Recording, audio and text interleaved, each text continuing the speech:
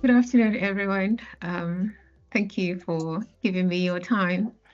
So, I'm going to speak about pass rates and success, and my presentation is framed as follows. So, I'm going to share about how we used the learning management system last year because we had an increase in pass rate last year, but I just want to share what could possibly, I'm not saying that these are the causes for the increase in pass rates, but I'm just going to share how we use the learning management system.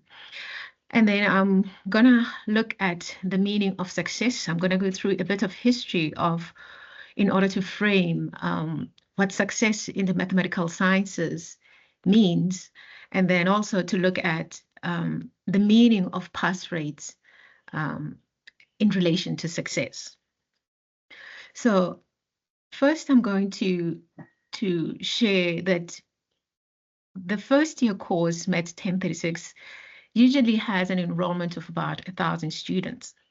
And one of the things that we did last year was to add a paragraph in Ulwazi explaining to students what diagonals means, because over the years we've noticed that in some cases we've had students missing up to 4 or 5 weeks of lectures because they couldn't make out what a diagonal is. Because given that these are med students, I think they try to make the connection of a diagonal as they know it in their mathematical register, and diagonal as used by the science faculty to refer to time slots. And just putting in this paragraph explaining to student what a diagonal is, I mean, I'm glad to say that last year I never had a single email asking where should I go for my first lecture.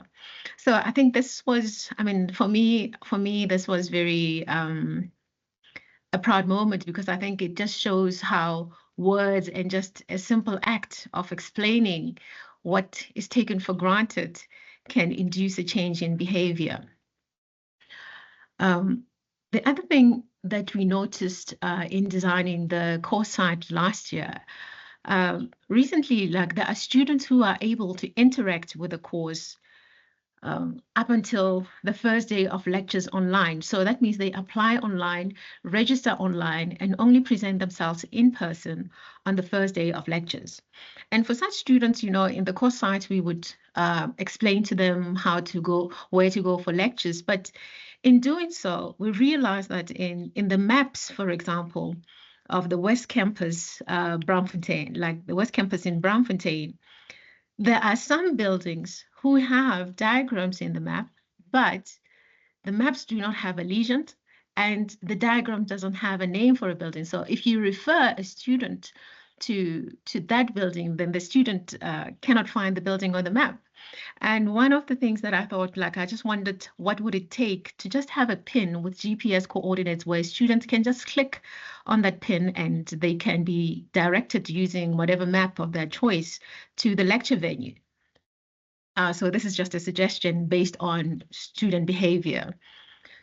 Um, One other thing that we did last year, which we had never done before, I would ask students, why don't you, because students would ask you things that you have communicated via announcements, for example. So I would ask them, why didn't you read the announcements? And some students would share that, ma'am, when you see those emails, they induce anxiety.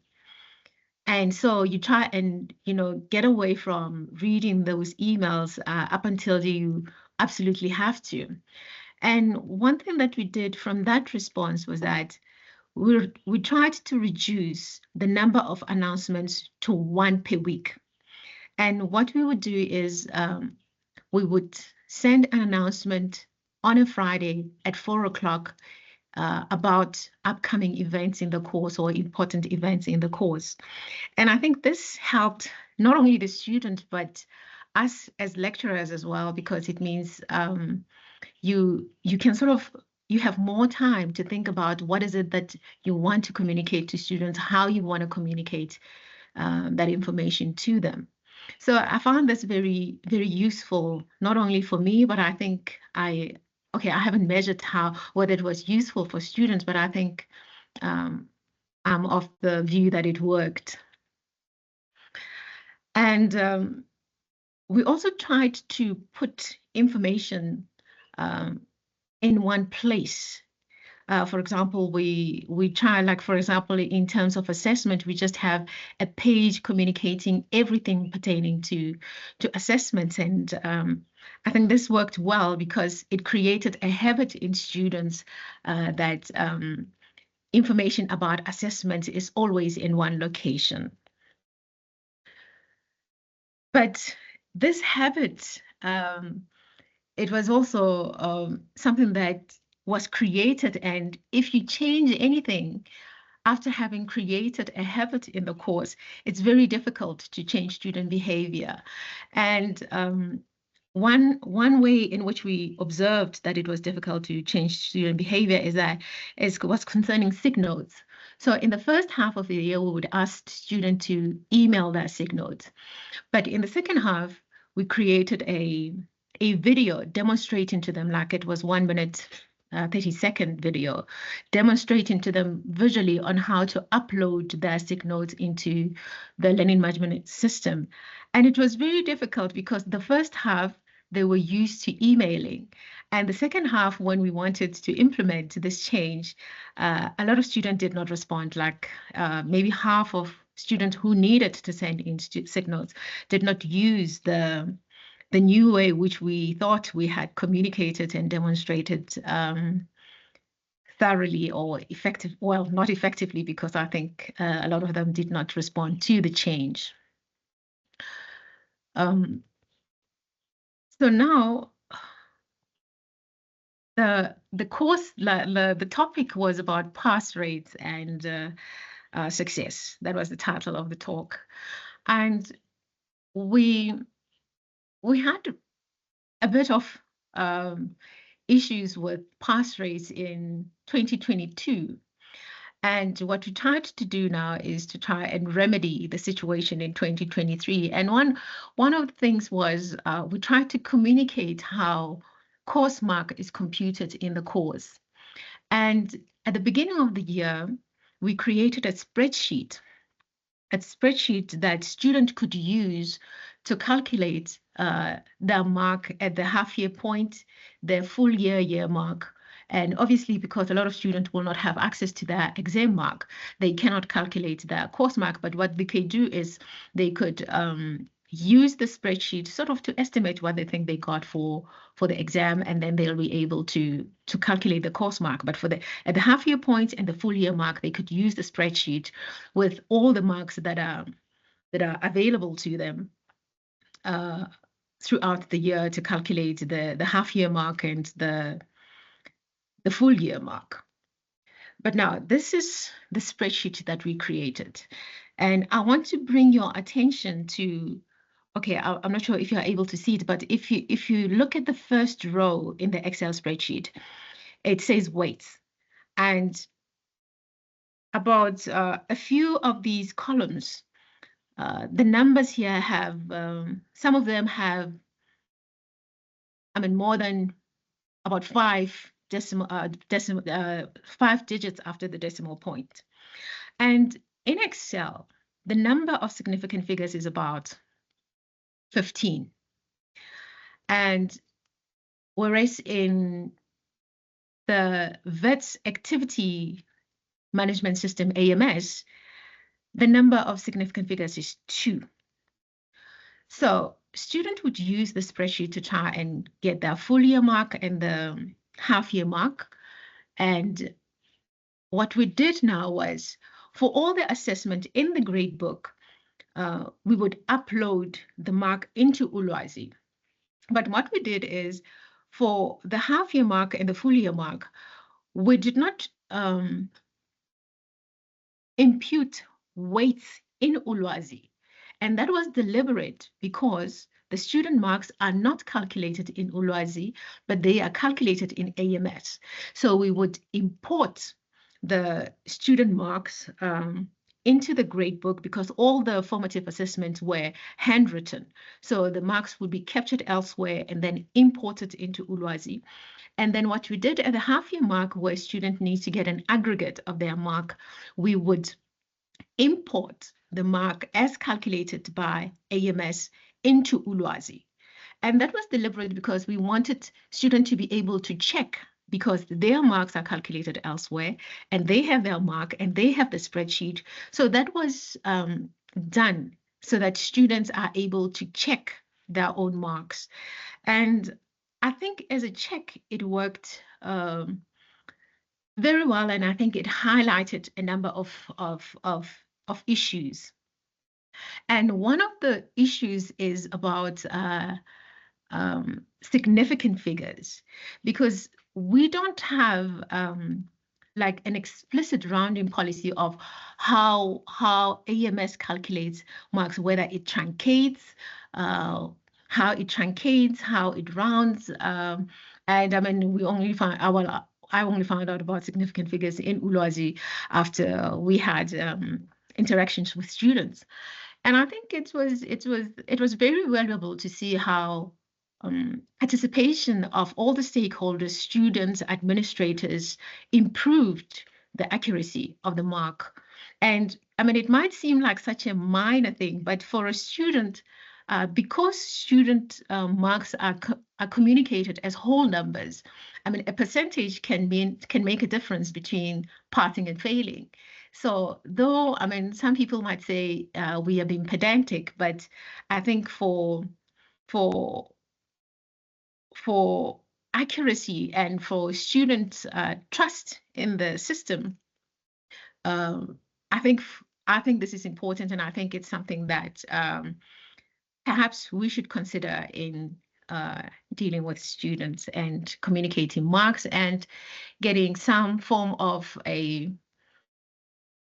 as accurate a number as possible for marks. I mean, yes, marks in themselves and assessments are an approximation of very metaphysical phenomenon of knowing. I mean, how do you measure knowing? But these are numbers that we use, and I think all the means that we have available to us to make them as accurate as possible, I think it's important to explore.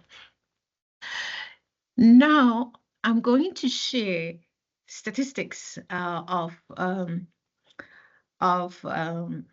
students by outcome, like of outcomes of students. Students who take Maths 1036 are registered across 3 faculties, and the improvement perhaps can be seen as a combination. Like, for example, in 2022, we had 278 student passing, and in 2023, we had 637 student passing. So yes, if you look at this number, it looks good, one would say. But let's look at this number in detail. The total enrollment in 2022 was 1,015, and in 2023 was 1,338 and 88. So now, if you look at the number of students who dropped the course, those who dropped the course mid-year or during the course of the year, in 2022 it was 198. 2023 we had 203. And if you take, so for example, at the bottom 2 rows, I have progressed, and progressed would be outcomes of passing, which is PAS and PMIN, and not progressed would be those who have failed and have FAB outcomes, and those who dropped. And if you look at the number of students who did not progress in both years, it's sort of the same.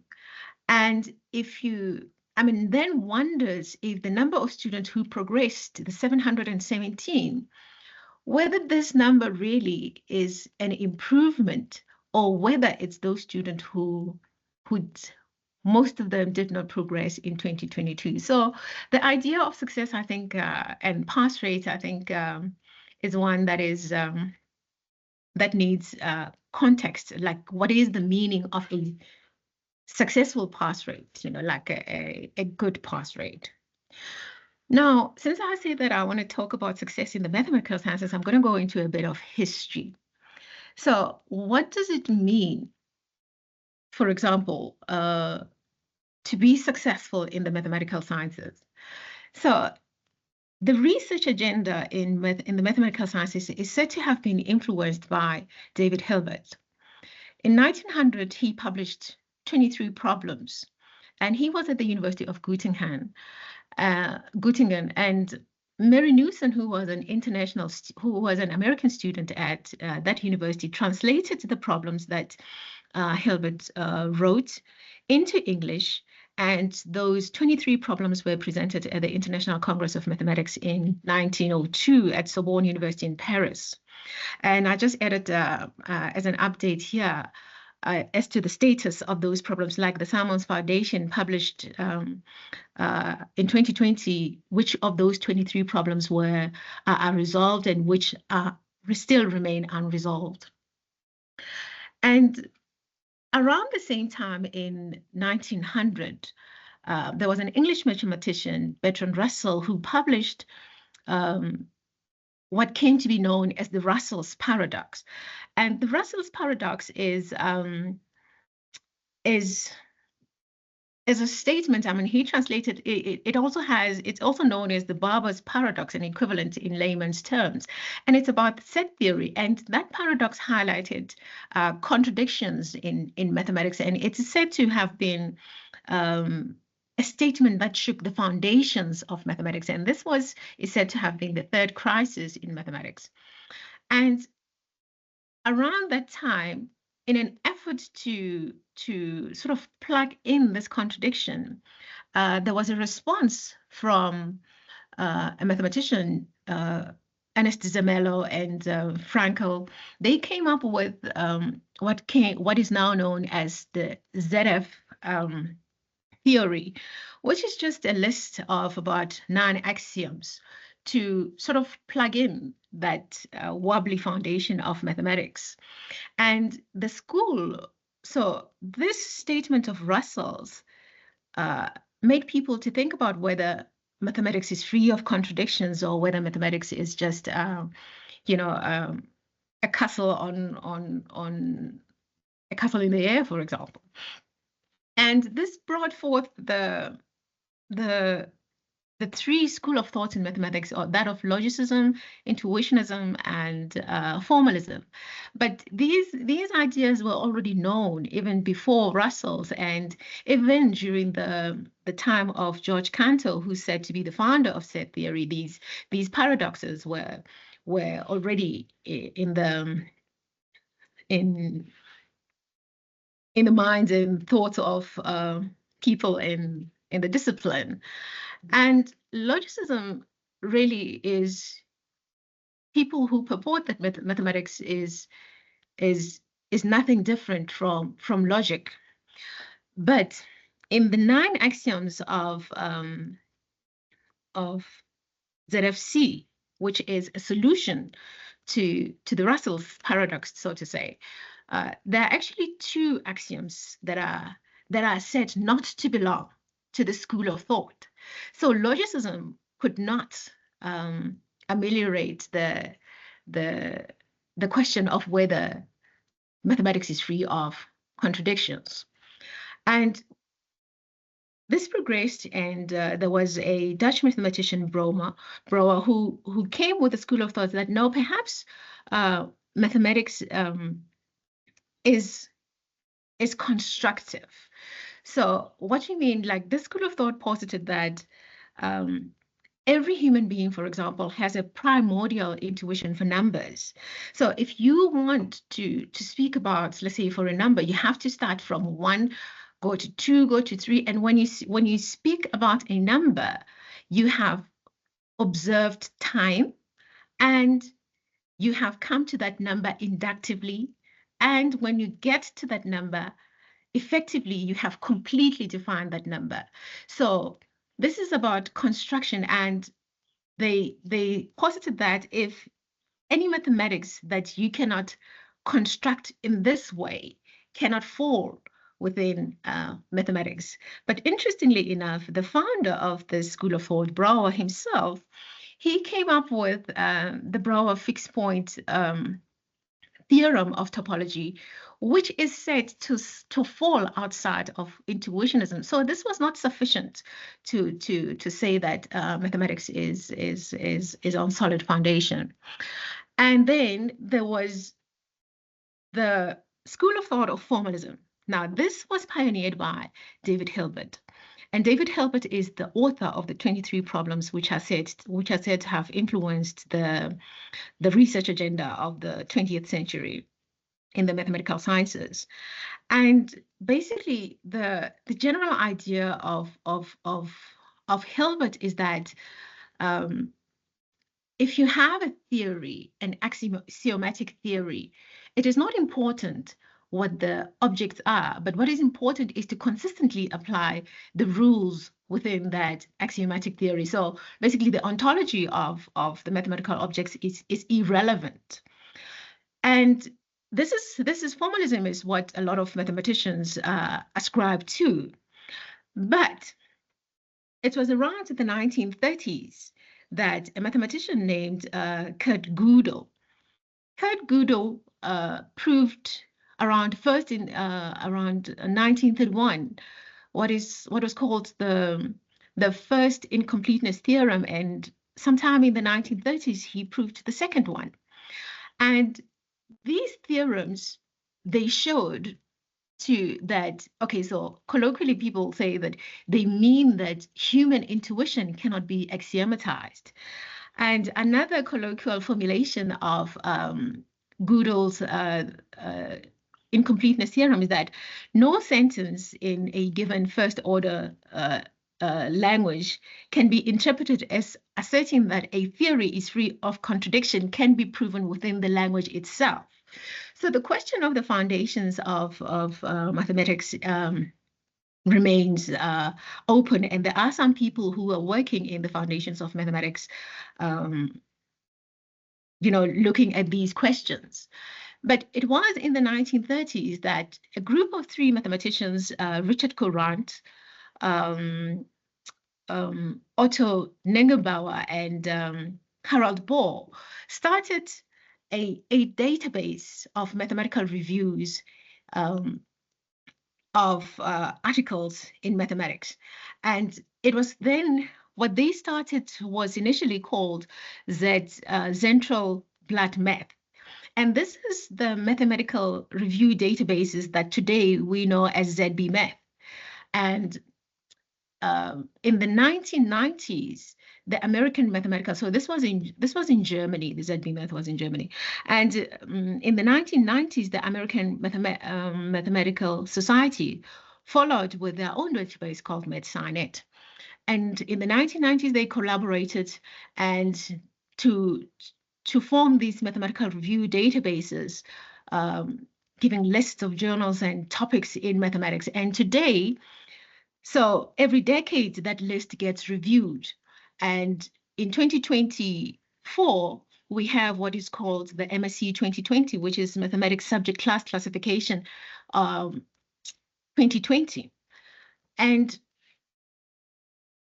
okay, so what I want to show is this is the first page. So if you go to your browser and type in MSc 2020 Mathematics Subject Class Classification System, any mathematician, any individual practicing in the mathematical sciences, they will practice under any of these topics. So MSc 2020 has about 64 subject classes. But I want to draw your attention to the top of the screen. So at the top of the screen, at the number of pages. So this list contains about 224 pages.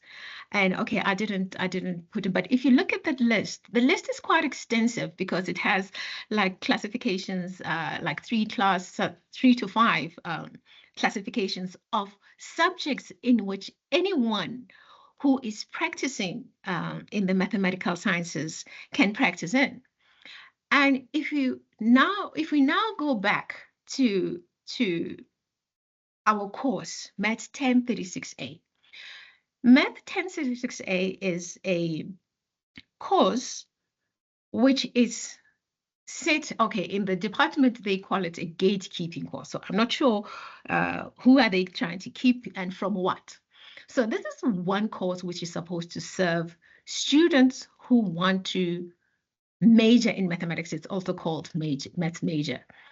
And we know that a lot of the 1,000 students who register, probably less than 100 of them will major in mathematics. But this one course is supposed to be a gateway to all the topics in the 224 pages of MSc 2020.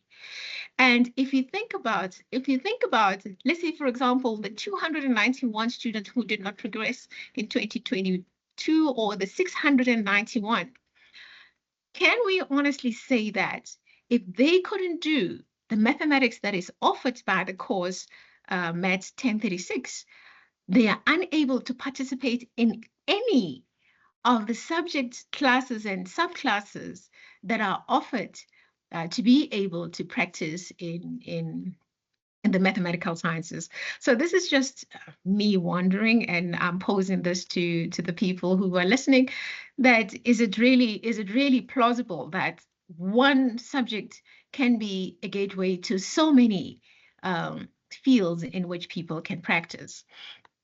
And I just want to share a little bit. For example, in January, I was involved in a textbook project, and there was a student this year. I was teaching engineering in the second semester of this year, and there was a student who asked about differences, for example. Not for example, okay, they asked about differences. They couldn't match the word difference to subtraction. And in the textbook project that I was involved in January, there was a table in that textbook which gave a list of synonyms or words or phrases that could be used for the different operations in mathematics. And I wondered to myself, what would it take for us to just put in such a table, knowing very well that our students are not, most of them are not first language English speakers. So, I mean, this is something that has already been done. And this project, this book, Boitumelo, is actually used a lot in the UK. And in the UK, you would expect that the students are mostly first language English speakers.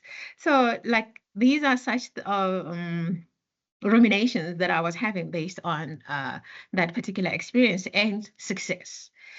And you know, in thinking about success and how we teach students, oh, sorry, I went over time.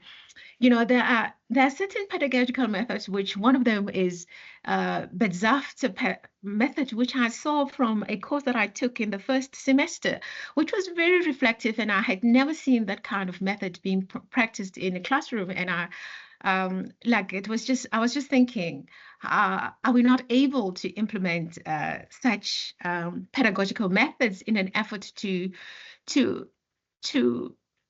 usher in or to widen the gates or to open many gates into the practice of the mathematical sciences?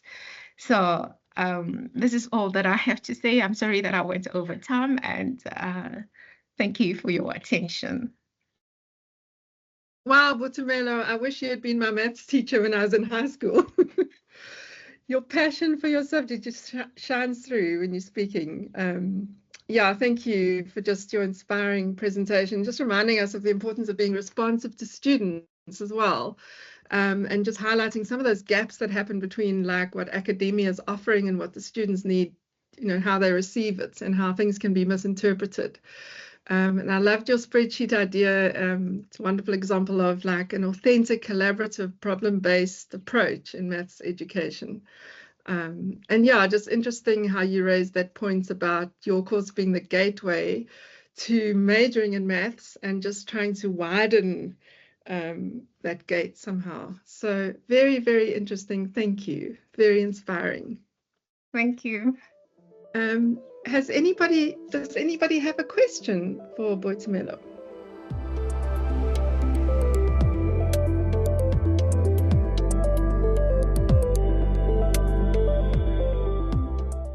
Thank you very much, Boitumelo. Yeah, I'm not even sure if I have a question or a comment with regards to the course, which is supposed to be a gateway or a a closed gate, perhaps, into mathematical sciences. And I'm wondering if there are any conversations within the department or within your cluster of colleagues about how to open up maybe that gateway from the way you were saying there are so many of these topics, and if for so many of just so many of them that you offer in this course, it will either it will mean a student who has not passed cannot proceed. Are there any conversations that are going on apart from yourself? Because I'm sure you've already had so many internal conversations around this course. Are there any other like collaborative conversations, people who are like-minded within your department who are thinking of recurriculating that course for the benefit of opening up spaces for more students? Thank you.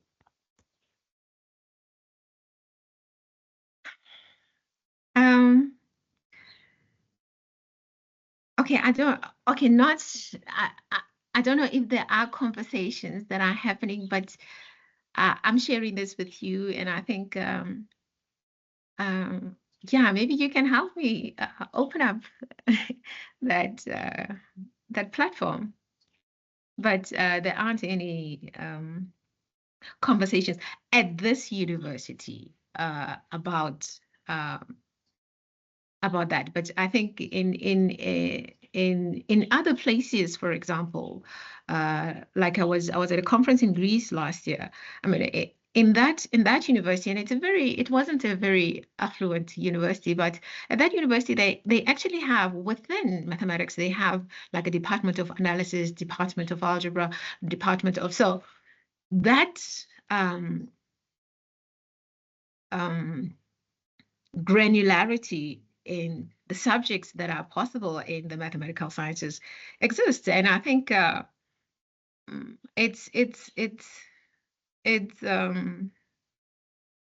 a conversation that happens elsewhere, but I think it's, such conversations involve a lot of, it's not just a mathematical conversation. It's a social conversation. It's a political conversation. It requires a view, like it requires a view that you inherently believe that, okay, not inherently, but it requires.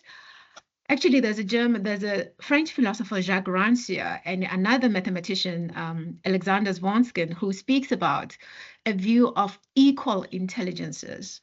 And I think if we start having those conversations, because I think in this country, mathematics has always been viewed as well, not viewed, actually. It was, we know during apartheid, Black people could not do mathematics, or they did inferior mathematics. And there's been a lot of research since the 1950s up until even now with the TIMSS, we can see that.